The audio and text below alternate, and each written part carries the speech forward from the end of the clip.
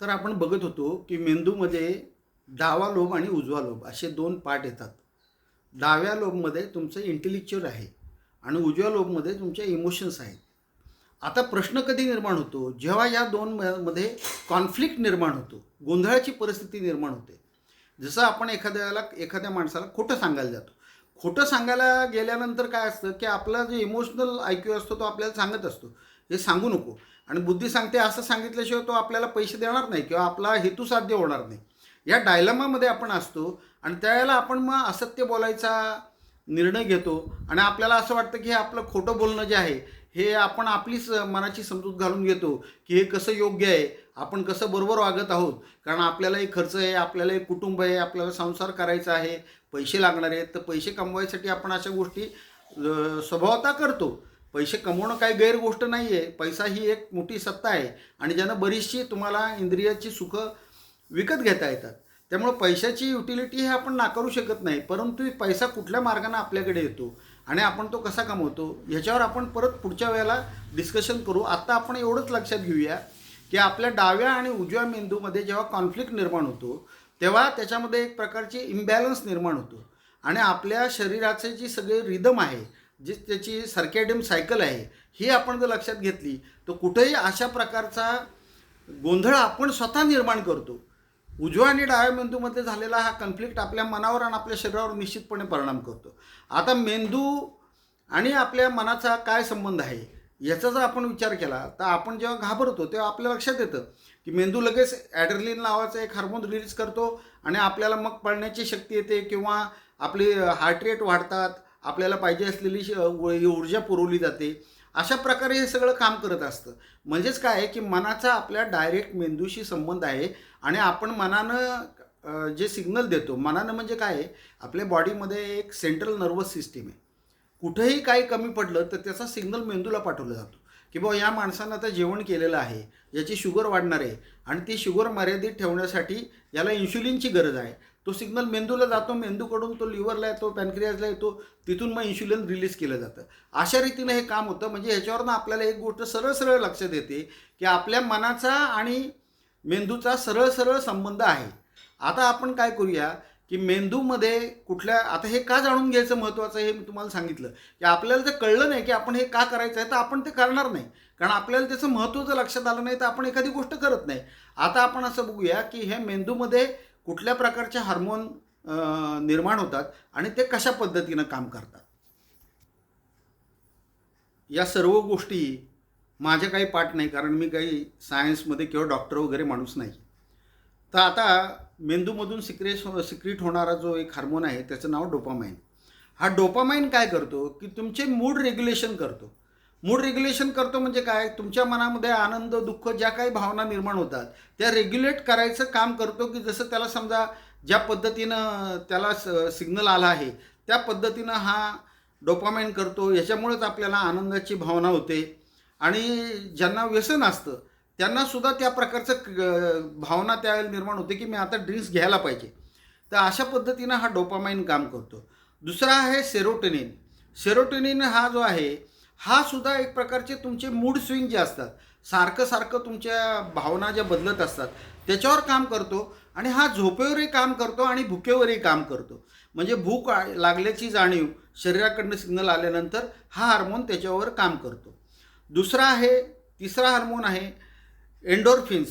Endorphins हा pain killer म्हणून काम करतो. शरीरामध्ये जिथं पण वेदना असेल त्या भागावर हा काम करून आपल्याला त्याच्यामधून रिलीफ देतो आणि आपला मूड बदलायसाठी हा काम करतो. आणि हा बेसिकली जेव्हा आपण एक्झरसाईज करतो तेव्हासुद्धा हा ॲक्टिवेट होतो आणि तो ते सगळं हे रेग्युलेट करतो.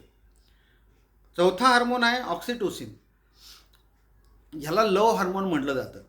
लव हार्मोन म्हणजे काय, आपल्या ज्या इमोशनल फिलिंग असतात त्याच्यात प्रेम ही एक भावना प्रबळ असते. तर ती प्रेम ही भावनासुद्धा या हार्मोनमुळं ॲक्टिवेट होत असते. म्हणजे तुम्ही लक्षात घ्या की तुमच्या मनातल्या भावना आणि मेंदूतनं निर्माण होणारी केमिकल ह्याचा फार जवळचा संबंध आहे. आता पुढं पाहूया आपण की हे जी सगळी सेंट्रल नर्वस सिस्टीम आहे ही फिजिओलॉजिकल म्हणजे बॉडीवर आणि मनावर, सायकोलॉजिकल दोन्हीकडे काम करते. त्यामुळं आपल्याला या गोष्टी लक्षात घेणं भाग आहे की हे मेंदू अशा रीतीनं काम करतो याची आपल्याला कल्पना आहे का? आपल्याला कळतं का की हा हार्मोन रिलीज झाला? आपल्याला काहीच कळत नाही. ह्या सगळ्या गोष्टी एक ॲटोनॉमस सिस्टीमप्रमाणे चालू राहतात, त्यामुळे त्याची आपल्याला जाणीव होत नाही. पण आता याच्यामधला जो रेग्युलेटिंग फॅक्टर आपल्याला लक्षात घ्यायचा आहे की जर आपल्या बॉडीकडूनच हे सिग्नल मेंदूकडे जात आहेत आणि मेंदूकडूनच हे हार्मोन रिलीज होऊन आपल्या शरीरावर काम करतायत आणि व्हायसे वर्सा मेंदूचं कार्य शरीरावर होत आहे आणि मनाचं कार्य मेंदूवर होत आहे. एवढी जरी गोष्ट आपण लक्षात घेतली तरी आपल्याला भरपूर काही समजण्यासारखं आहे. आता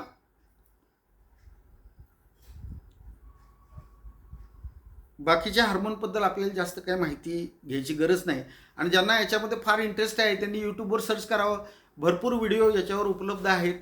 आता आपण फक्त ह्या कन्क्लुजनला आलेलो आहे की आपल्या शरीराचा आणि आपल्या मनाचा हा संपूर्ण आपल्या जीवनावर खूप मोठा परिणाम होत असतो आणि हे काम कसं होतं, मेंदूकडून कसे सिग्नल येतात आणि कुठले हार्मोन काय काय काम करतात ते आपण पाहिलं. याचा अर्थ काय होतो की आपण डे टू डे लाईफमध्ये ज्या पद्धतीनं बिहेव करतो त्या आपल्या वागण्याचा परिणामच आपल्या शरीरावर होत असतो आणि साध्या साध्या गोष्टीमधून आपल्याला बरंच काही शिकण्यासारखं असतं. एक साधी गोष्ट आहे की जेवण केल्यानंतर ज्या लोकांची ॲसिडिटी वाढते, ॲसिडिटी हे पहिलं रोगाचं प्रमुख लक्षण आहे. ज्या लोकांना ॲसिडिटीचा त्रास आहे त्या लोकांनी हे समजून घ्यावं की मला आता शरीरानं सिग्नल द्यायला सुरुवात केलेली आहे की काही दिवसामध्ये याचं पर्यावरण ब्लड प्रेशर, डायबिटीज किंवा अन्य विकारांमध्ये कॅन्सरसारख्या, थायरॉईडसारख्या, कोलेस्ट्रॉलसारख्या विकारांवर होणार आहे. म्हणून आपण ही काळजी घ्यायला पाहिजे की आपल्याला ॲसिडिटी होणार नाही.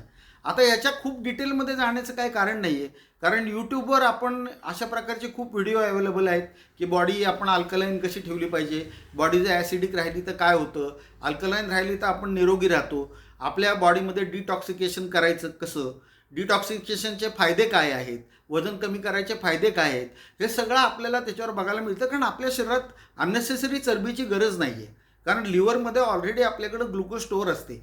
समजा जरी तुम्ही 2 दिवस जेवला नाही तर ती ग्लुकोज त्याच्यातनं रिलीज होते आणि शरीराचं पोषण होत राहतं. त्यामुळे फार काही काळजी करायचं कारण नाही आहे. तर ह्याच्यासाठी काय असतं, आपण हे सगळं का बघतोय, कशासाठी आपण हे सगळं बघतोय? कारण आपण जो आहारशुद्धीचा प्रकार बघितला की आपली जी बॉडी आहे ती पर्टिक्युलर पद्धतीनं ट्यून केली गेलेली आहे की आपल्या बॉडीच्या ज्या रिक्वायरमेंट आहेत त्या फुलफिल करायसाठी आपल्याला जी उपलब्ध साधनं आहेत ती दिली गेलेली आहेत आणि नैसर्गिक साधनामधून आपल्याला या गोष्टी मिळवायच्या आहेत. आता शरीराचा संबंध असा आहे की तुमचं जर शरीर नीट राहिलं नाही तर ऑब्व्हियसली तुमच्या मनावर त्याचा परिणाम होणार आहे. म्हणून आपण शरीराबद्दल हा विचार करतोय आणि हा पहिला विचार आपण कॉन्सेप्ट लक्षात घेतोय की मेंदू आणि शरीराचं काय नातं आहे आणि अशा कितीतरी गोष्टी आपल्या शरीरात होत असतात ज्याची आपल्याला कल्पना नसते. डोळ्यांना आपल्याला चित्र दिसतं, त्याचा मेंदू कसं त्याच्यावर मागच्या रेटिनावर कसं पडतं, मग ते सेन्सरी ऑर्गनकडे कसं जातं, आपल्याला एका गोष्टीचं मग कसं आकलन होतं, मग आपण त्याचं ॲनालिसिस कसं करतो हे आपल्याला कळतं का? आपण कळत नाही, पण ह्या गोष्टी घडतायत ना. त्यामुळे याच्यावर विश्वास न ठेवण्यासारखं असं काही नाही. हे आपल्या डे टू डे लाईफमध्ये आपल्या लक्षात येणाऱ्या गोष्टी आहेत. आता आपण बेसिकली ह्या गोष्टीचा विचार करतोय की आपलं शरीर नीट राहिलं पाहिजे. आता शरीर नीट राहण्यासाठी काय असतं, शरीरामध्ये एक सर्कॅडियम सायकल नावाचा जो प्रकार आहे जो सायन्सनं सांगितलेला आहे की त्याची योग्य वेळेला योग्य पद्धतीनं एका शिस्तबद्ध पद्धतीनं तुम्हाला शरीराचं नियंत्रण करता आलं पाहिजे किंवा ते त्या पद्धतीनं चाललं पाहिजे. म्हणून मी तुम्हाला काल आपल्या मागच्या व्हिडिओमध्ये आपण पाहिलं की आपल्या जेवणाच्या वेळा, झोपेच्या वेळा, नाश्त्याच्या वेळा, सगळ्या मेडिटेशनच्या वेळा, व्यायामाच्या वेळा ह्या आपण नक्की करायला पाहिजे. आजकाल काय झाले, धकाधकीचं जीवन झालेलं आहे. सगळ्या लोकांना आपण विचारलं, अहो वेळ कुठे आहे, आम्ही एवढे बिझी की आम्हाला हे सगळं करायला वेळ नाही. आणि ते फार अभिमानाने सांगतात, मी आय टीमध्ये काम करतो, मला एकदम वेळ नाही हो. अरे तू आय टीमध्ये काम करतो, तुझ्या ब्रेनवर तू डबल टिबल लोड टाकतोय, जे तुला 40व्या वर्षीच तुला विस्मरणासारखे रोग लागू शकतात, तुझ्या मेंदूची क्षमता कमी होऊ शकते, त्याच्यातनं विकार उद्भवू शकतात, ते या गोष्टी तुला स्ट्रोक होऊ शकतो. या गोष्टी आपण सिरियसली घेतच नाही. आणि जसं चाललंय तसं चाललंय. आपण जीवन जगायचं म्हणजे काय आहे की एक प्रसिद्ध गोष्ट आहे की एक घोडेस्वार जोरामध्ये दौडत चाललेला असतो. तो खाली उभा राहिलेला माणूस त्याला विचारतो, बा कुठे चालला? तो म्हणून मला तर काय माहीत नाही, घोडा जिकडे नेईल तिकडं मी चाललोय. अशी आपली अवस्था झाली का की आपलं जसं चाललंय तसं चाललंय, आपल्याला त्याच्यावर काही नियंत्रण नाही करायचं का? आपल्याला जर आपलं आयुष्य सुखी करायचं आहे, समाधानी आणि समृद्ध करायचं आहे, निरोगी करायचं आहे, तर आपण ह्या गोष्टीचा कधीतरी सिन्सिअरली विचार करणार का नाही आणि त्याच्यासाठी वेळ देणार का नाही. आणि वेळ नसतो ही एकदम चुकीची गोष्ट आहे. तुम्हाला 5 मिनटं, 10 मिनटं, 15 मिनटं ब्रेकमध्ये भरपूर वेळ असतो. मग त्या वेळेचं आता युटिलायझेशन आणि नियोजन कसं करायचं हे आपल्यावर अवलंबून आहे. आता सगळ्यात पहिलं काय मला सांगायचं आहे मला, की हे जे ॲटोमॅटिक पद्धतीनं आपलं जीवन चाललेलं आहे, की जसं उठतंय, चालतोय, जातोय, करतोय, अशा पद्धतीचं जीवन चाललेलं आहे, त्याला आपण एका शिस्तबद्ध पद्धतीनं नियोजित केलं पाहिजे. आता यातले जे बरेच बारकावे आहेत, ते जसे आपण व्हिडिओ करत जाऊ, त्याच्यातनं आपण त्या गोष्टी समजून घेत जाऊ, की आपल्याला हे कसं करायचं आहे, काय करायचं आहे. आता सध्या आपल्याला काय करायचं, की समजा हे सगळं आपल्याला साधायचं आहे. तुम्ही काय म्हणाल, मी आज केलं तर उद्या साधणार आहे? नाही हो. तुम्ही डिग्री घेता तर तुम्हाला 18-20 वर्ष झगडावं लागतं. हे इतकं सोपं आहे का? हे आपण समजून घ्यायचं. ही गोष्ट जी आहे ही आपल्याला करावी लागणार आहे हे आपल्याला जरी कळलं तरी आपल्याला सिन्सिअरली त्याच्यावर काम करावं लागणार आहे आणि त्याच्यामध्ये आपल्याला पेशन्स ठेवायला लागणार आहे. कुठल्याही प्रकारचा उद्वेग वगैरे कुठल्याही भावना आपल्या मनात न येता आपण शांतपणे आपल्या जीवनामध्ये छोट्या छोट्या गोष्टींमध्ये बदल करायला शिकायचं आहे.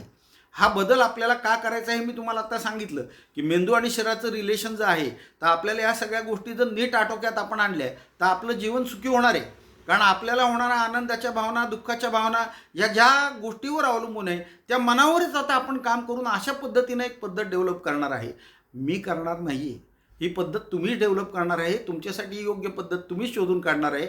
मी फक्त तुम्हाला विचारांचे धागेदोरे सोडणार आहे. मग हे कसं करायचं, काय करायचं, मी त्याची बॅकग्राऊंड तुम्हाला समजून सांगणार आहे, की हे कसं होणार आहे, काय होणार आहे. आणि हा माझा प्रत्यक्ष अनुभव आहे. गेले 28 वर्ष मी या गोष्टीवर काम करत आहे आणि मला जे काय त्याच्यातनं सापडलं ते नवीन पिढीला किंवा इतरांना माहिती व्हावं एवढाच या व्हिडिओ करण्याचा उद्देश आहे. बाकी याच्यातनं नफा नुकसानचं काही मला त्याचं कर्तव्यच नाही किंवा मला त्याचा उपयोगही नाही.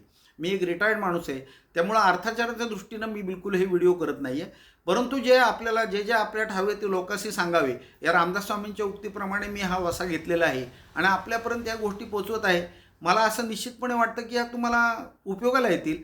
आता आपण असं करूया, पुढच्या व्हिडिओपासून आपण एकेका गोष्टीवर आणि एकेका आपल्या मानसिक भावनेवर आपण कसं काम करायचं आहे.